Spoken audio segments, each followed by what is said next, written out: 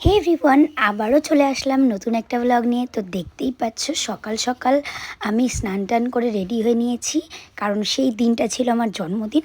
তো রেডি হয়ে নিচ্ছিলাম এই কারণে সকাল সকাল পুজো দিতে যাব। এবার অরিন্দমের ছুটি পাইনি, তার জন্য ও আমার সাথে গিয়ে পুজো দিয়ে তারপরে অফিস চলে যাবে। তো দেখতেই পাচ্ছ যে আমরা টাউন কালীবাড়ি মানে মা আনন্দময়ী কালীবাড়িতে গিয়েছিলাম পুজো দেওয়ার জন্য। তো সকাল সকাল স্নান টান করে পুজো দেওয়ার পরে মনটা একটা আলাদাই শান্তি অনুভব হয়। তো দেখতেই পাচ্ছ চলে এসে আমাদের পুজো কিন্তু দেওয়া হয়ে গেছে, সেই ক্লিপগুলো আমি নিতে পারিনি। তো তারপরে যথারীতি এই ধূপকাঠি মোমবাতিগুলো তো স্বাভাবিকভাবেই বাইরে ধরাতে হয়।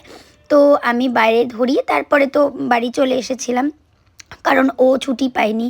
এবার একটু মনটাও খারাপ লাগছিল যে প্রত্যেক বছর ছুটি নেয়, এইবার ছুটিটা পাইনি। খুবই ইম্পর্ট্যান্ট কাজ ছিল। তো যাই হোক, সেই ভাবতে ভাবতেই দিনটা কাটিয়ে দিলাম। হঠাৎ করে দেখি ওর 3টার মধ্যেই ছুটি হয়ে যায় দুপুরে। তো তারপরে ও এসে বলে যে চলো তাহলে ঘুরে আসি একটু, হাতে এখনও সময় আছে। তো তারপরে আমি লাঞ্চও করিনি, কেন কি লাঞ্চ করলে অনেকটাই লেট হয়ে যেত, আর ছোটো দিনের বেলা, এখন শীতকাল। তো সেই জন্য আমরা আগে লাঞ্চ না করেই আগে তাড়াতাড়ি চলে গেছিলাম।